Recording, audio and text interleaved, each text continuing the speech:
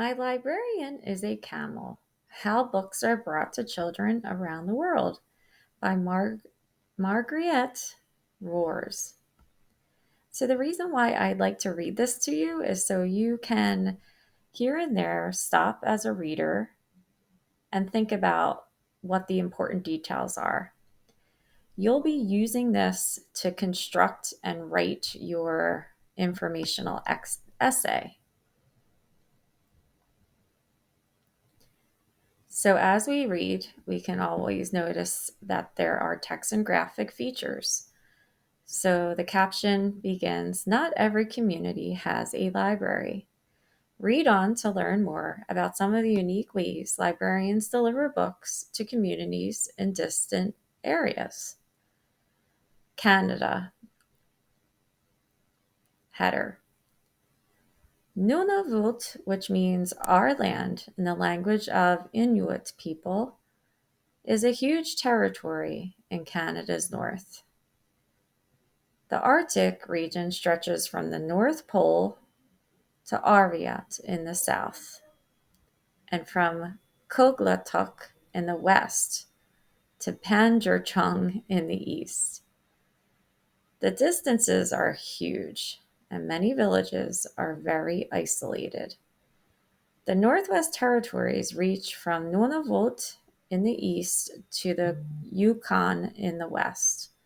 Now, that paragraph right away as a reader, I'm saying to myself, wow, there are many proper nouns and places. So that's why it was helpful way back to Google Earth where these places were.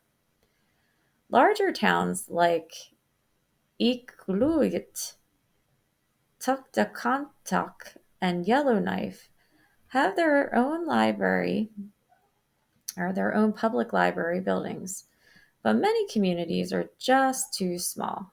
Some communities, like Fort Lard, have a virtual library which offers internet access.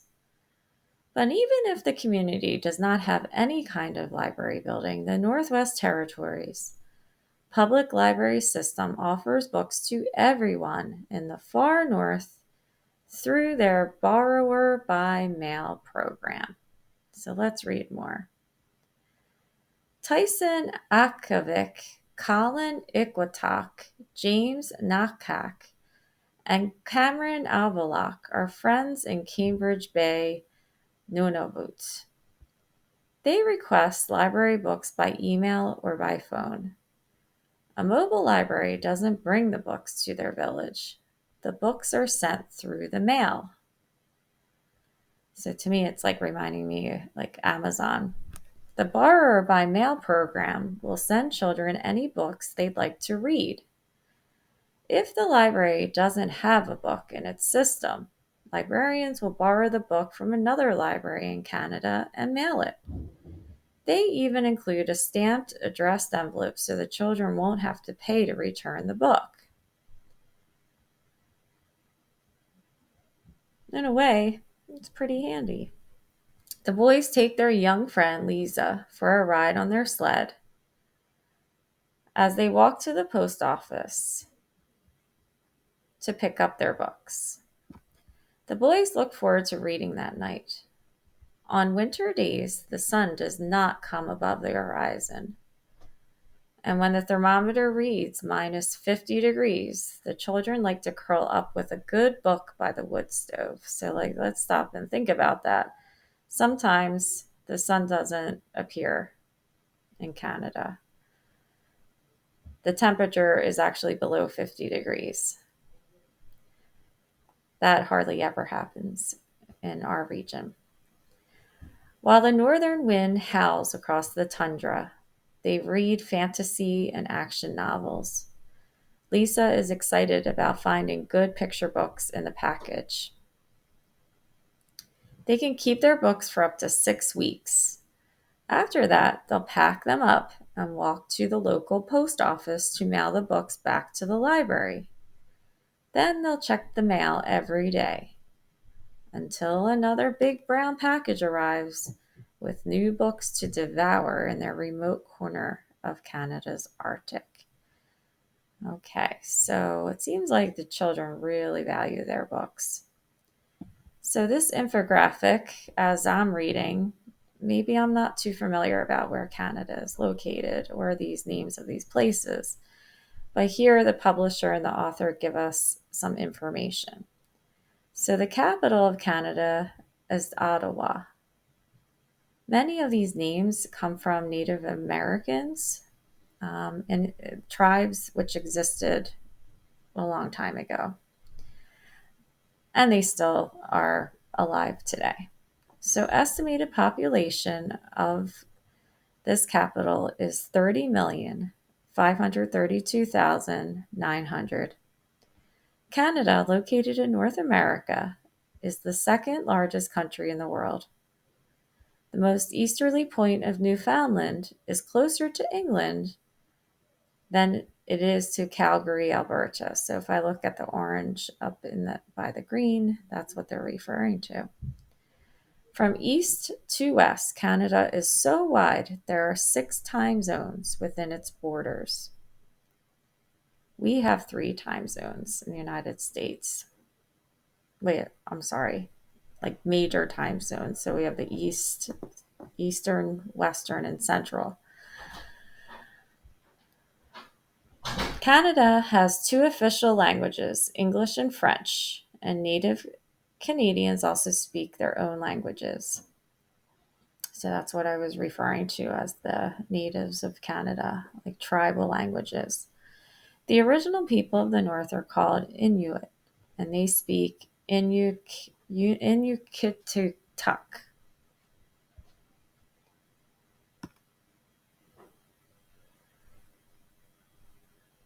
All right, so after I read that piece, I'd like you to think about, if you were the expert of Canada, what new information did you learn about, which you could write about? All right, so I'm looking at these photographs. There are books, there are children on the boat. So maybe I'm starting to predict that Finland delivers books by boat. In the middle of Abilene Archipelago is a big water called Gokorona, meaning golden crown. It was given its name by Queen Blanca of Namur in the years 1316 to 1363. According to an old legend, while on a voyage to Finland, Queen Blanca promised her golden crown to the most beautiful things she would see along the way. This turned out to be the bay in the south of Finland, and so she let her crown sink into the waves. The bay is now called Gokrono Bay. So, a tale or a legend to explain nature and its beauty. The south coast of Finland skirts the Gulf of Finland. That means it touches. The archipelago in the southwest consists of thousands of rocky islands. Some islands have only summer visitors, but others are populated year-round. People in this area of Finland speak both Finnish and Swedish. Since 1976, the Pargus Library has been bringing books to the people of these islands by bookboat. Bokbat in Swedish, or Kirstjövägen in Finnish. The boat, called Kalkoram, meaning limestone island in Swedish, measures 4 meters wide and 12 meters long. All right, so that's the dimensions of the boat. It carries about 600 books. The boat, with a crew consisting of a librarian and an assistant, sails among the islands, making about 10 stops. Kids come scrambling down the rocky shores to collect their books. Since winters are severe in Finland, the boat goes out only from May to October. Majlen, the chief librarian in Pargus Stad, oversees the operation of the book boat. Reading has become very important to our book boat children, she says. If the book boat didn't come, they might not be reading at all. They are always happy to see us and their supply of new boats. So again, here's an infographic of information. So here is our map. Here is the flag of Finland. Capital, Helsinki. Estimated population, 5,156,000. Finland lies in North Europe.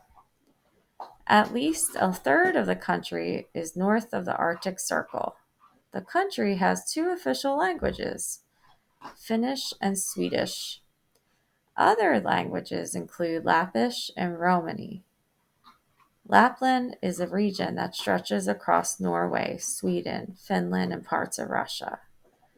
Most of Lapland is within the Arctic Circle, and parts of it are under snow and ice year-round.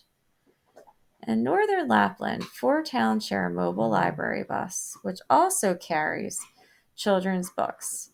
What makes this bus special is that the service is shared by communities in 3 countries, Finland, Sweden, and Norway. So let's stop and think about how books and the library are traveling across these regions. Okay, our next section. Caption. These young readers are grateful for the books brought by Camel. These camels are ready to bring books to children in remote villages. So remote again means isolated by themselves. Header, Kenya. The roads to Ebola Iftin, 200 miles northeast of Nairobi, are impassable because of the desert sand, even for cars with 4-wheel drive. But young people who live in nomadic villages in the area are hungry for books. So librarians use the most economical means of transportation, camels. Library camels are on the road 5 days a week. They can carry heavy loads and need little water in the heat of the desert. One camel may carry as many as 500 books. Can you believe that? Weighing about 400 pounds. A driver and a librarian divide the books into 2 boxes. They saddle them on the camel's back, which is covered with a grass mat for protection. A second camel carries a tent that serves as the library roof. So just imagine that. The students of Bula Iftin eagerly await the arrival of the camels. When the library caravan finally reaches the village, the children watch as the librarian pitches the tent and displays the book on wooden shelves. The librarian places the grass mats on the ground in the shade of an acacia tree, making a place where the children can sit. The students can treasure their new books for 2 weeks. When the library camels return, the children can trade their books for new ones. So again, here is a helpful infographic. So the Republic of Kenya, the capital is Nairobi. The population is 32 million. Kenya is a country in East Africa.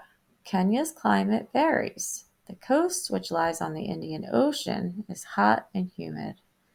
Inland, the climate is temperate, but the northern part of the country is very dry.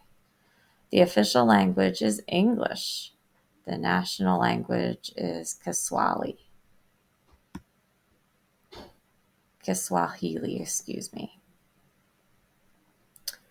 Mongolia. Again, I'm looking at Mongolia.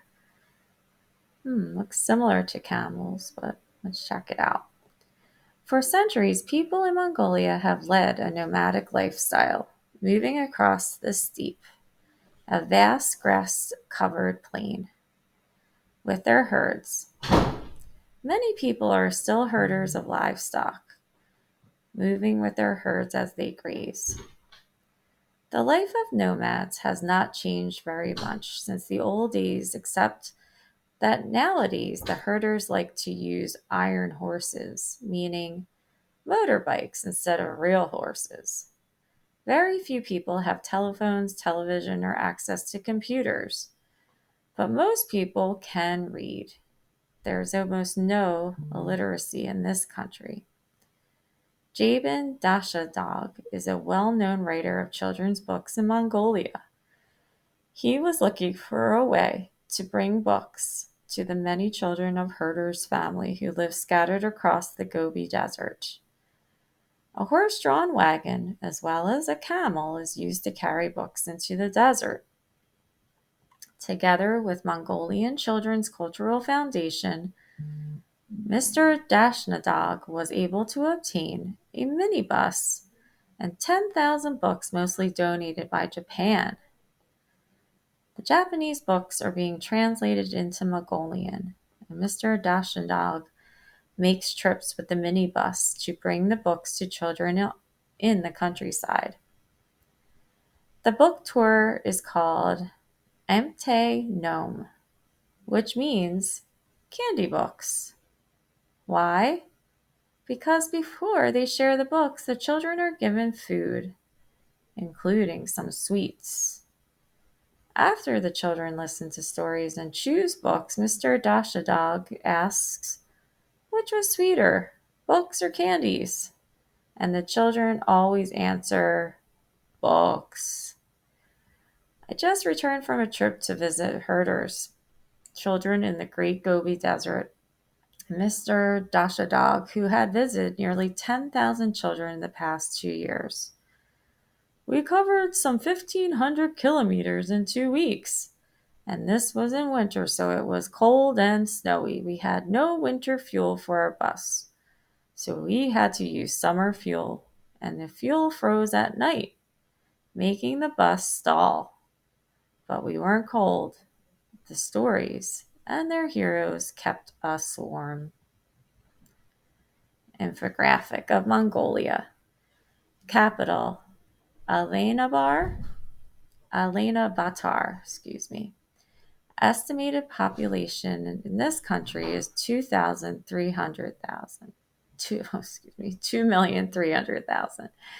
Mongolia is a vast country in Northeast Asia, more than 1.5 million square kilometers in size, with fewer than 2.5 million people living in it. There is a lot of empty space throughout the land. The official language is Khalkhi Mongol. To preserve traditional culture and tradition, children are being taught the old Cyrillic Mongolian script, which is written vertically from top to bottom. The country has mountain ranges as well as vast desert plains. With the Gobi Desert in the southeast, snow leopards, wild horses, and ibex still roam the Gobi Desert. Most of the roads that run through Mongolia are unpaved and rough. The climate is one of extremes, cold in winter, hot and very dry in summer. All right, so here we're getting ready for Peru. Caption: some Peruvian readers receive their books on donkey carts. Header: Peru. Children in Peru can receive their books in several different innovative ways. Sedili Ibi Peru is an institution that delivers books in bags to families in Lima. Each bag contains 20 books, which families can keep for a month. The books come in 4 different reading levels so that children really learn how to read. The project in Spanish is called El Libro Compartido en Familia and enables parents to share the joy of books with their children. In small rural communities, books are delivered in wooden suitcases and plastic bags. These suitcases and bags contain books that the community can keep and share for the next 3 months. The number of books in each suitcase depends on the size of the community. There are no library buildings in these small towns, and people gather outside in the plaza to see the books they can check out. In the coastal regions, books are sometimes delivered by donkey cart. The books are stored in the reading promoter's home. In the ancient city of Cajamarca, reading promoters from various rural areas select and receive a large collection of books for their area. The program is called Espardaruk. The reading promoter lends these books to his or her neighbor, and after 3 months, a new selection of books goes out to each area. Books in this system are for children and adults. And last but not least, Faye Yi Algeria brings a collection of children's books to rural schools. The books are brought from school to school by wagon. The children who are excited about browsing through the books when they arrive are turning into avid readers. Infographic: the Republic of Peru. Capital: Lima. The estimated population is 28 million. Peru in South America borders the South Pacific Ocean between Ecuador and Chile. The tropical coast, the Andes Mountains, and the Amazon River make Peru a diverse and interesting country. The Peruvian people speak Spanish. Quechua is the country's other official language. Peru's history includes the Inca civilization, which occupied much of the South American continent 500 years ago. And finally, Thailand. And again, the graphic is showing an elephant. Caption: the elephant library is headed for remote villages in northern Thailand. Thailand. In Amkhoi, a region of northern Thailand, there are no schools or libraries. Tribal people cannot read or write. The government of Thailand hopes to change that with a literacy program that includes bringing books to remote villages in the jungle. A number of these villages can be reached only by foot. This makes transportation difficult, especially during the rainy season. How do you get books to people who need them most when they live in hard to reach mountainous regions of North Thailand? Elephants! And Chiagama Non-Formal Educational Center had the idea to use elephants as libraries. Elephants are already being used here to plow the paddy fields and to carry logs and crops.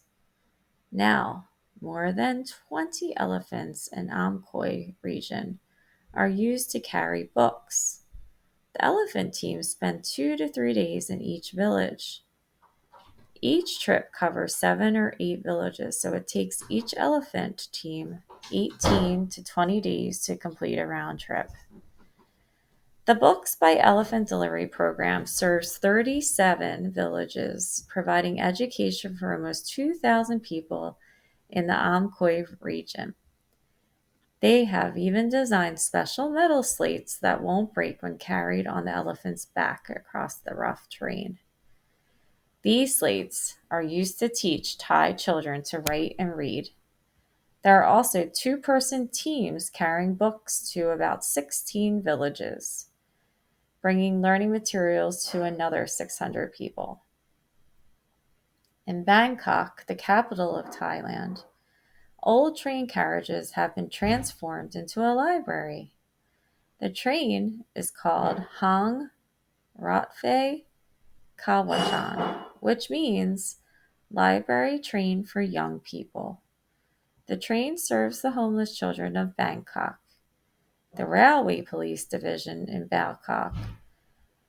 Bangkok realized there was a need for a safe place for street children, so they refurbished the old train carriages in the railway station, where many of the kids were hanging out. The police restored the trains to their old glory, complete with wood paneling and shining copper light fixtures. They turned the railway cars into a library and a classroom. Here, the children learn to read and write. The police have even transformed the area around the train into a garden where they grow herbs and vegetables. The Kingdom of Thailand. In a way, this book takes us around the world. Okay, so the capital is Bangkok. The estimated population is 62,860,000. Thailand, which means the land of the free, lies in Southeast Asia. The climate varies from season to season, dry in January and February, hot in March and May, wet from June to October, and cool in November and December. The official language of the country is Thai. Okay, so we read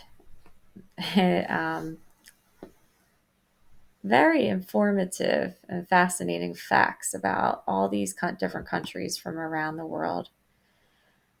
You were responsible to become experts at one country, and hopefully you used other resources to dig a little deeper into learning where these countries were and the different regions and different places that we would go.